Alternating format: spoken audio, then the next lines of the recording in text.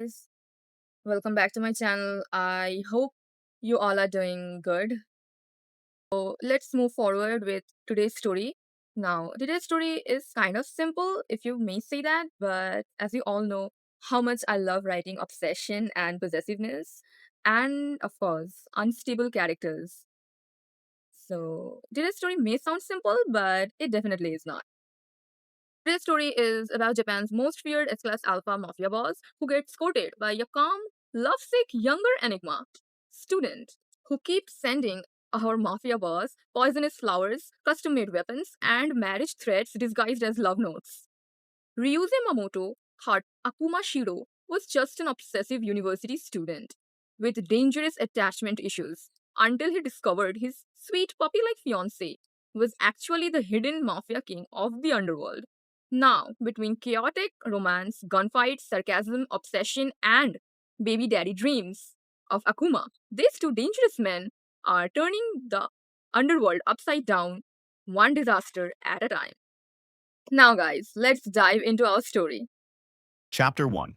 These reminded me of you. The headquarters of the Tokyo Underworld was currently witnessing three things simultaneously. A man crying, a gun on the table, and Ryusei Mamoto calmly drinking tea like he was attending a luxury business meeting instead of interrogating a traitor. Please. Boss, I swear, I didn't sell the information. The man's sentence cut midway when a knife suddenly embedded itself right beside his face. The traitor screamed. Ryusei sighed. What an ugly scream. His voice was soft, calm, beautiful even, which honestly made the situation more terrifying. Because Ryusei Mamoto looked nothing like the ruthless S-class alpha he was. Long dark hair cascading over silk robes, pale flawless skin, sharp fox-like eyes, lips pretty enough to make people stare too long and die for it later. Even sitting lazily on a leather chair with one leg crossed over the other, he looked less like a mafia boss and more like a model filming a luxury perfume commercial. A very murderous perfume commercial. Most people mistook him for an omega at first glance. Those people usually regretted it later. Painfully, Ryusei rested his chin on his hand while staring at the crying traitor in boredom. You know, he murmured, I truly admire your confidence. The man shakily looked up. To betray me while being this incompetent, that takes courage. His men standing around the room collectively looked down because their boss was in one of those moods again. Sarcastic. Mean. Menace-like. The traitor began sobbing harder. Boss, please. Ryusei picked up his teacup again. You're getting tears on my floor. At least betray me respectfully. One of his subordinates almost choked trying not to laugh. Wrong decision. Ryusei slowly turned his head toward him. The man immediately straightened. My apologies, boss. Then the heavy doors of the headquarters opened. Everyone instantly reached for their weapons. A courier nervously stood outside holding a large black box wrapped in expensive ribbon. Silence. Dead silence. One of Ryusei's men frowned. How the hell did someone find this place? Another looked horrified after reading the sender name. Oh no. Ryusei lazily lifted his eyes. What? The subordinate looked like he wanted to resign from life itself. It's from Akuma Shido. Collective suffering filled the room. Several men physically closed their eyes in exhaustion. One even whispered, That fucking kid again. Ryusei clicked his tongue. Let him in. The courier nearly cried from relief before rushing inside and placing the luxurious box on the table. Then he ran away. Actually ran. Ryusei stared at the ribbon for a few seconds before opening it. The moment the lid lifted, his men panicked. Boss, don't touch that. Inside the box rested beautiful flowers. Wolfsbane, oleander, nightshade. Every single flower was poisonous. Beautiful, deadly, expensive, which honestly screamed Akuma. Ryusei stared at them blankly, then sighed. If I die from flowers, he said calmly, then perhaps I deserve it. His men looked seconds away from developing stress disorders. A black envelope rested between the flowers. Ryusei opened it. His eyes scanned the familiar handwriting. These reminded me of you. Exquisitely beautiful, but deadly, like a slow-acting poison. Signed Akuma, your future husband and baby daddy. Silence. Absolute silence. Then one of the men accidentally snorted. The room froze. Ryusei slowly turned his head toward him. The poor man immediately clasped his hands together. Boss, I have a family. Another man whispered. Say goodbye to them. But the truly horrifying thing wasn't the note. No. It was the fact that Ryusei's ears turned slightly red. A tiny blush. Small. Very small. But noticeable. And unfortunately, every single person in the room saw it. Collective gasps echoed inside the headquarters. One man looked emotionally devastated. Our boss is blushing. Ryusei narrowed his eyes. Would you all like to die together? Everyone shut up immediately. Ryusei folded the note calmly before slipping it inside his robe. One of his older subordinates stared at him suspiciously. Boss? What? You kept the note. Ryusei deadpanned. And? Nothing. The man silently prayed for Akuma Shido, because somehow the insane university student had survived courting Ryusei for nearly a year. Nobody understood how. Not even Ryusei himself. Akuma Shido was 25 years old. 8 years younger than him. A last-year university student. CEO of Shin Empires. Rich enough to buy islands for fun.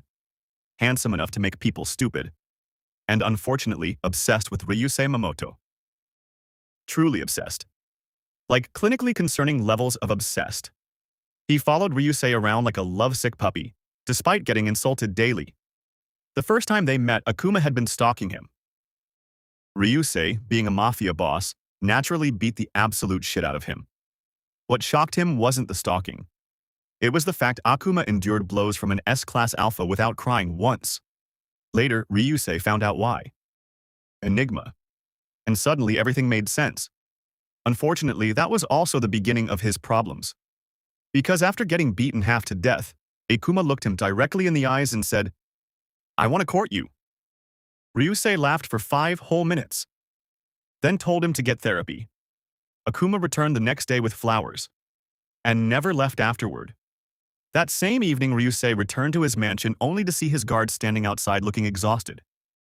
He narrowed his eyes. Why do you all look traumatized? One of them pointed silently toward the garden.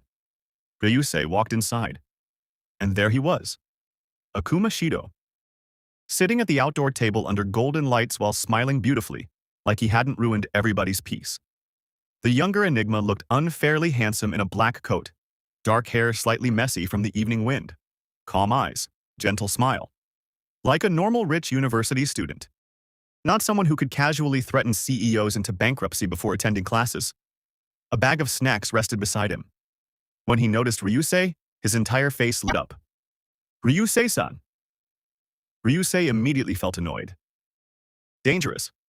Annoyingly handsome puppy. What are you doing in my house? Akuma smiled softly. Waiting for my future husband. Ryusei threw a knife at him. Akuma caught it midair smoothly. Then, he kissed the knife. Actually kissed it. Ryusei stared at him in disbelief. Akuma carefully slid it into his pocket. My alpha gave this to me. You are mentally ill. But you still gave it to me. I was trying to kill you. Akuma looked touched. So romantic. Ryusei genuinely contemplated murder. Akuma pushed the snacks toward him happily. I brought strawberry mochi. You broke into my mansion carrying desserts? I used the front gate this time. One of Ryusei's guards muttered from behind. He waved at us while entering. Ryusei pinched the bridge of his nose. Why are you here? Akuma tilted his head innocently. To ask whether my wife liked the flowers. You sent me poisonous plants. You liked them, though. Ryusei went silent. Akuma smiled knowingly. His eyes softened dangerously. Possessively. Obsessively. Like Ryusei was the center of his entire world. Which, honestly, wasn't wrong. Ryusei clicked his tongue and sat down across from him. Akuma looked victorious immediately. Like a puppy finally getting attention. You're annoying, Akuma hummed. But I'm your annoying person. You're not my anything. Not yet. Ryusei stared at him. Akuma stared back lovingly. One of the guards whispered quietly, "Boss is doomed." Another nodded emotionally. Completely doomed. Later that night, after Akuma finally left, Ryusei stood inside his room, staring at the poisonous flowers again. Beautiful, deadly, just like him. He sighed quietly before placing them carefully into a vase filled with water. Outside the room, his men witnessed the entire thing. Silence filled the hallway. Then one of them spoke softly. "Oh no." Another looked devastated. "Our boss is actually falling for him." And somewhere across Tokyo, Akuma Shido smiled at his phone after receiving a picture from Ryusei's servant showing the flowers inside a vase. The Enigma pressed the image against his chest dramatically, then whispered lovingly, "He kept them." Chapter 2, My Gentle Enigma is a walking red flag. Ryusei Mamoto had many problems in life. Rival gangs, traitors, government dogs. People mistaking him for an Omega and then immediately regretting their existence. But currently, his biggest problem was a 25-year-old Enigma who followed him around like an emotionally attached shadow. "Why are you here?" Akuma looked up from beside him. "At your meeting?" Ryusei gave him a flat stare. "Yes, why are you at my meeting?" Akuma smiled softly. "To admire you." "You skipped university for this?" "You skipped breakfast." Ryusei clicked his tongue in annoyance while the businessman sitting across the table silently sweated bullets. Because Akuma Shido was smiling. And somehow that was more terrifying than Ryusei threatening murder. The businessman accidentally looked at Ryusei for too long. Akuma's smile widened politely. "If you stare at Ryusei-san for longer than 3 seconds," he said gently, "I'll remove your eyes." Silence. Absolute silence. One businessman almost inhaled his own soul. Ryusei sighed tiredly. "You can't threaten people during meetings." Akuma blinked innocently. "I said it politely. You threatened organ theft with a smile." "I'm adaptable." One of Ryusei's men whispered emotionally, "Boss, please marry him, so he stops terrorizing civilians." Ryusei threw a pen at him without looking. Akuma caught the pen midair, then handed it back to Ryusei with both hands like a respectful husband. Ryusei hated how entertained he felt. Truly. Because Akuma's presence had become constant. Business meetings, weapon deals, underground auctions, coffee shops. One time, Akuma followed him into a torture chamber carrying bubble tea. Another time, he attended a Mafia negotiation while wearing his university ID card around his neck. Ryusei still remembered that disaster vividly. A rival boss had mocked Akuma by saying, "Shouldn't you be studying instead of following a Mafia boss around?" Akuma smiled, then calmly bought the man's entire company before dessert arrived. Ryusei nearly choked laughing. Unfortunately, the lovesick Enigma took that as encouragement, which made him worse. Way worse. Every gift Akuma sent became more ridiculous.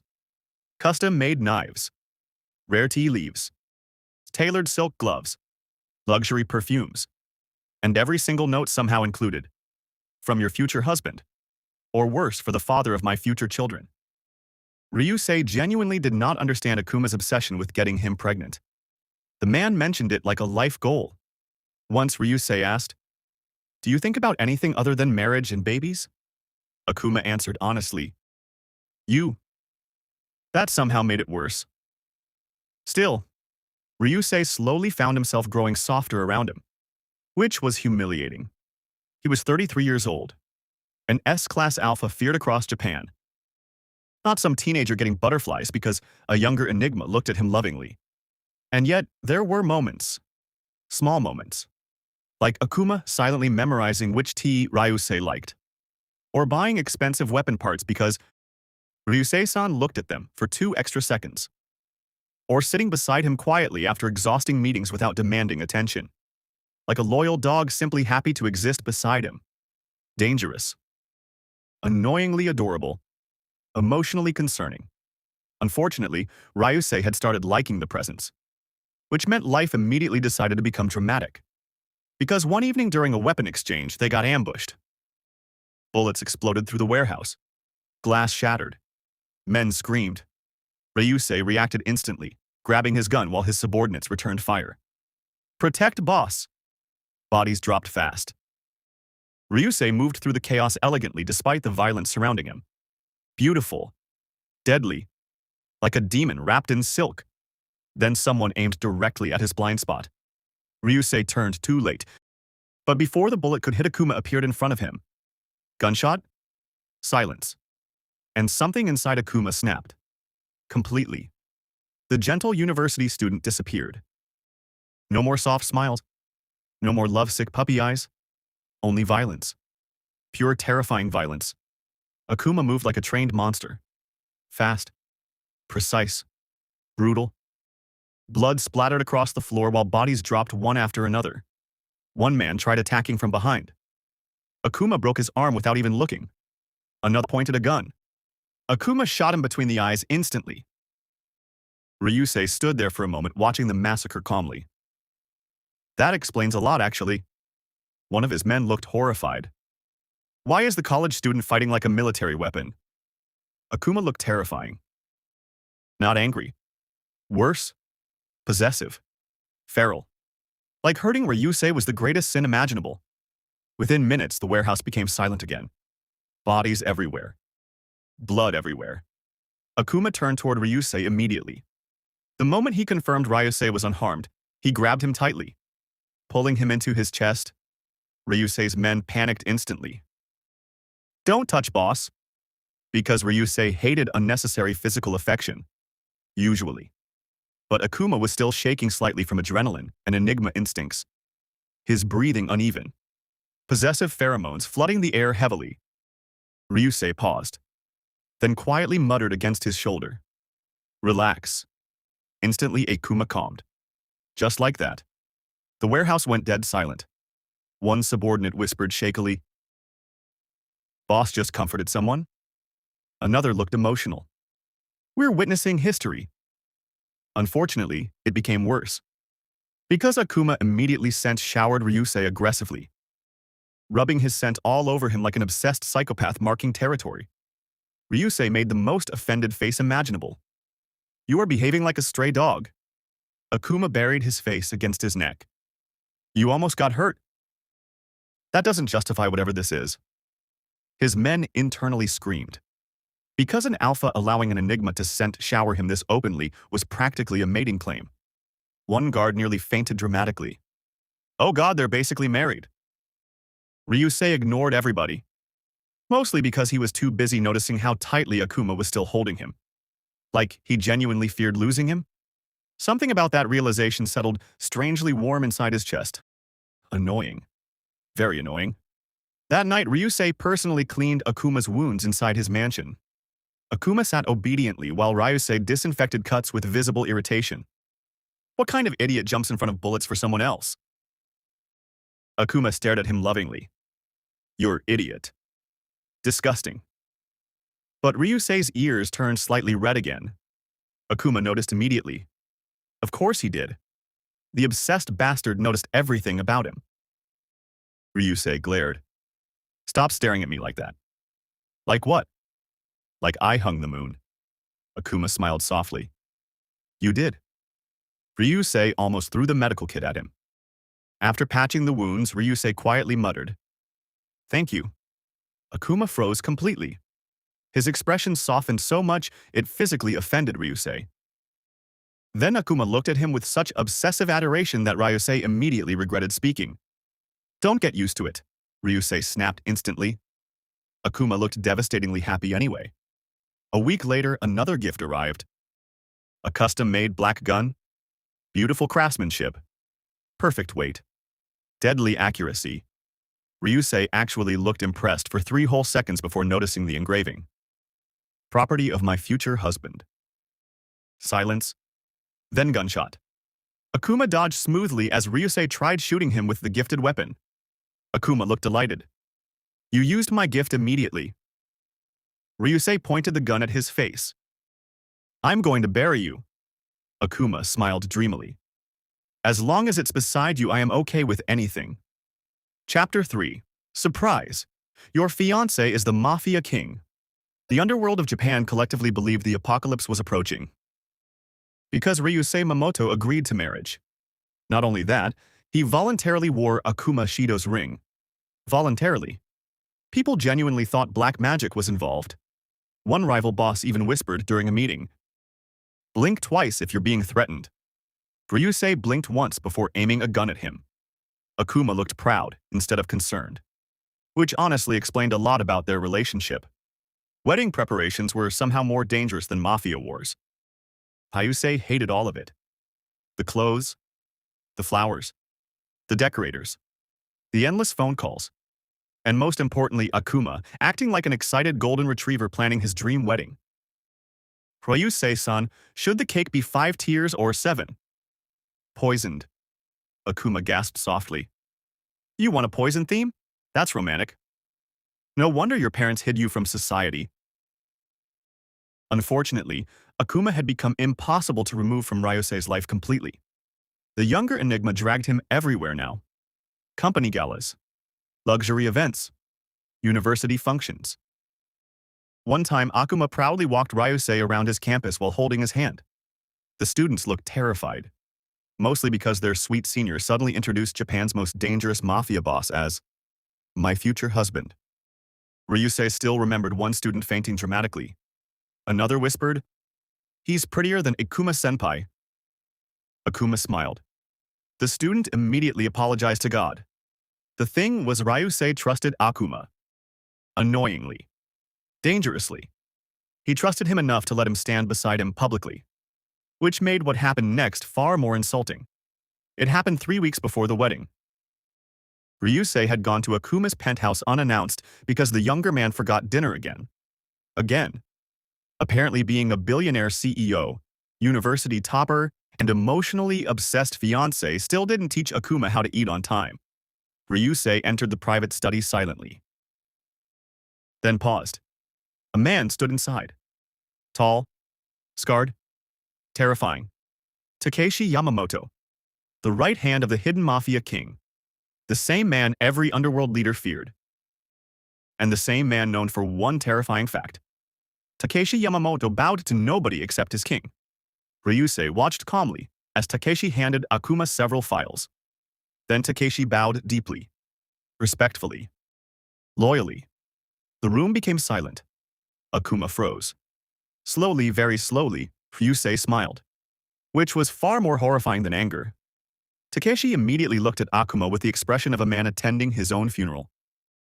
Akuma whispered weakly, "Ryusei-san." Ryusei stared at him. "You absolute piece of shit."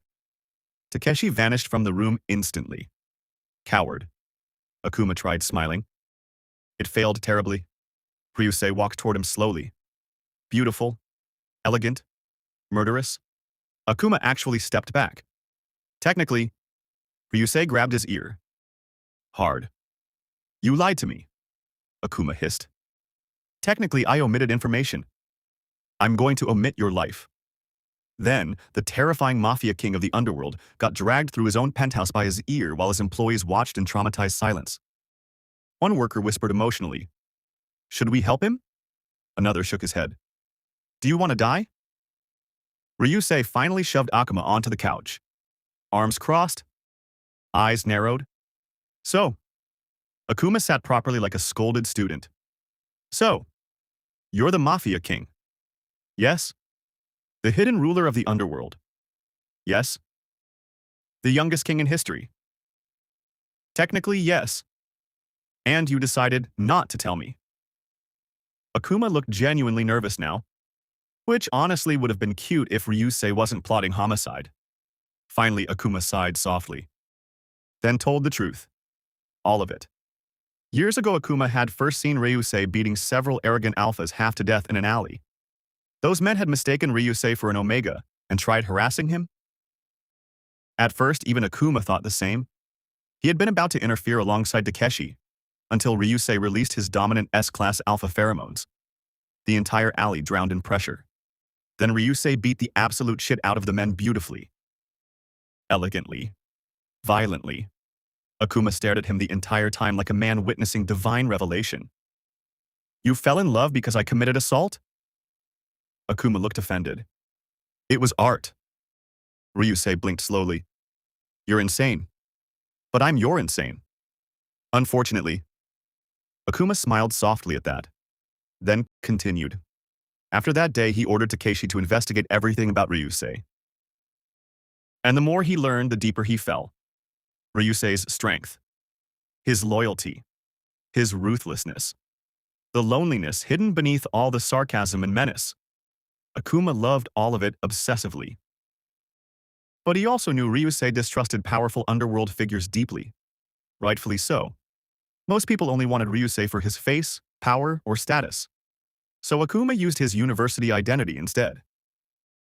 Then when Ryusei visited the campus as a guest, Speaker Akuma took his chance.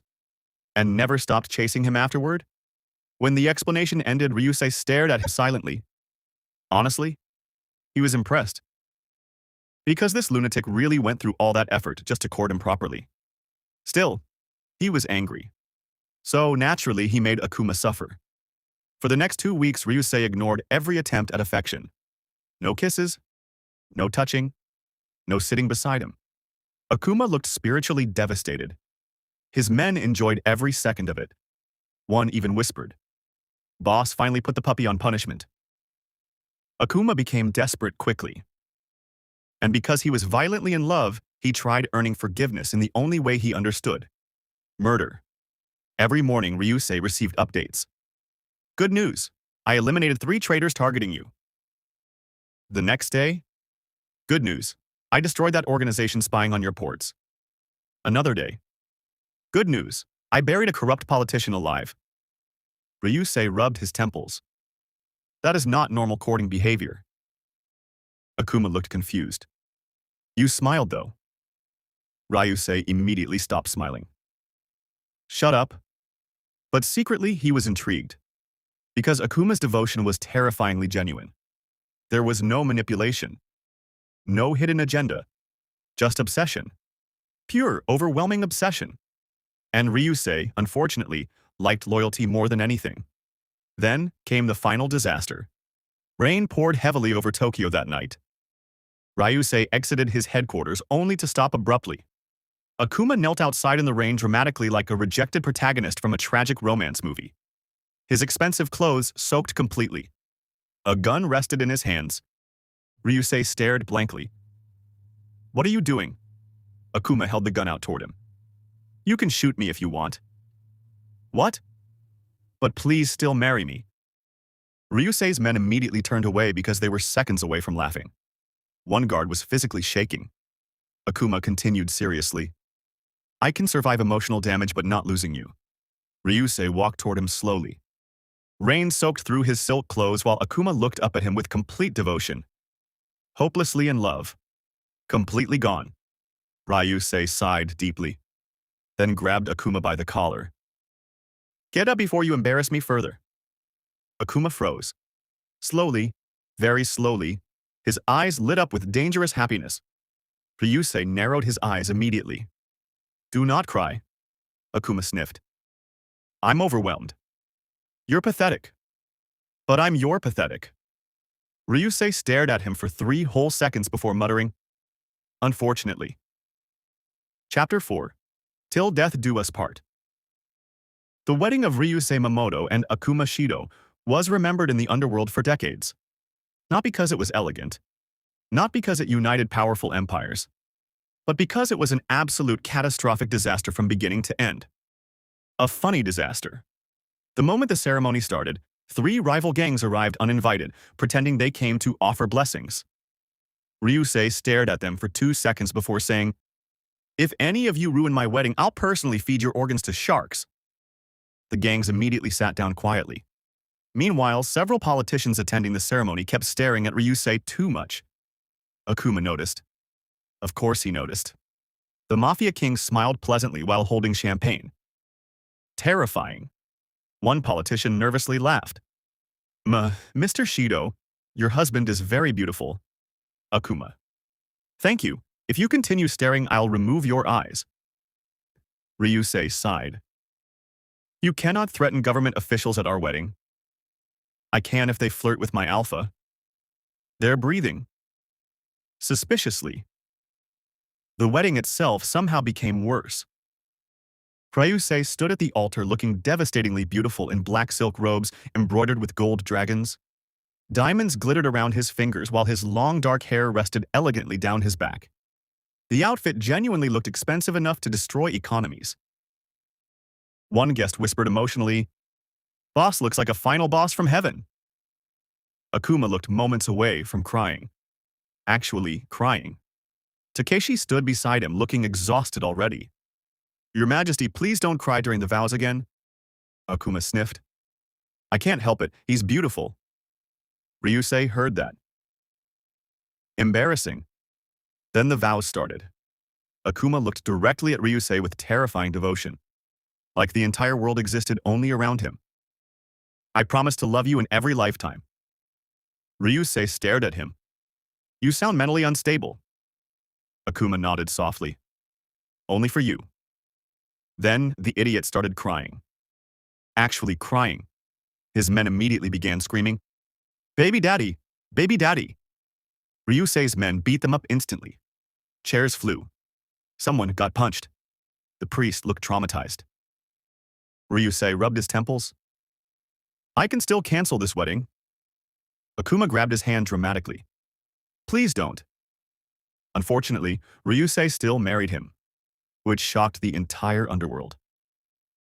The banquet afterwards somehow became even more chaotic. Akuma refused to let anyone dance with Ryusei. One Mafia leader politely asked, "May I dance with your husband?" "No." "You didn't even let me finish." The answer was still no. Ryusei looked amused behind his wine glass. "Possessive bastard." "You're possessive bastard. You say things that would get normal people hospitalized." Akuma smiled proudly. Then someone accidentally started a gunfight near the dessert table. Nobody even knew how. Bullets started flying. Guests screamed. Ryusei calmly continued eating cake. Akuma shielded him immediately while yelling, "Don't shoot near my husband." Ryusei sighed. "Technically, they're shooting at you. They're emotionally attacking you." At one point during the night, Ryusei threatened divorce 6 separate times. Akuma took none of them seriously, especially when Ryusei kept leaning against him afterward. Domestic married life somehow made them worse. Akuma became unbearably affectionate. He would appear during Ryusei's meetings carrying food because, "My husband forgot lunch again." Ryusei would insult him while still eating everything. At home, Akuma followed him around constantly like a giant lovesick shadow. One night, Ryusei woke up at 2 a.m. and found Akuma staring at him lovingly. "Why are you awake?" "You're beautiful." "I married a creep." "Your creep?" And unfortunately, Ryusei adored him too. Their consummation was exactly what everyone expected. Chaotic. Possessive. Filled with sarcastic insults and obsessive affection. Akuma treated Ryusei like something sacred. Like something precious. Meanwhile, Ryusei bullied him through the entire thing. "Why are you looking emotional?" "Because I love you." Disgusting. But he kissed Akuma again anyway. 1 year later, Ryusei discovered he was pregnant. Silence filled the mansion. Akuma blinked once. Twice. Then, the feared Mafia king fainted directly onto the floor. Actually, fainted. His men panicked immediately. "Your Majesty!" Akuma woke up 5 minutes later already crying. "I'm going to be a dad." Ryusei looked unimpressed while eating fruit. "Why are you acting like you carried the child?" Akuma grabbed him dramatically. "Our child." "Yes, that tends to happen during marriage." After the pregnancy, news Akuma became significantly worse. Overprotective. Territorial. Emotionally unstable. He banned dangerous missions. Forced Ryusei's men to report whether he finished meals. Carried snacks everywhere. One time, Ryusei threatened a rival gang while eating pickles at 3 a.m., wrapped in Akuma's expensive coat. Nobody dared comment on it. Akuma nearly cried whenever Ryusei looked tired. Ryusei nearly divorced him daily. Nobody believed the threats anymore. Months later, an underworld meeting was taking place. Rival leaders sat nervously around the table, while Ryusei comfortably occupied Akuma's lap like he owned the world. which technically he did. Ryusei lazily insulted another mafia leader. Your business strategies give me secondhand embarrassment. The man looked ready to cry. Meanwhile, Akuma wasn't listening to the meeting at all. He was staring at Ryusei lovingly, like he personally hung the moon. Then suddenly, the baby kicked. Akuma froze. His eyes widened immediately before becoming suspiciously wet. Ryusei looked horrified. If you cry again, I'm filing for divorce. Akuma kissed his shoulder softly. You say that while wearing my ring. Ryusei looked away. Shut up. And around the table, the entire underworld realized one terrifying truth. The Mafia king and his alpha husband were not elegant rulers. Not graceful, not normal, just two chaotic disasters deeply obsessed with each other.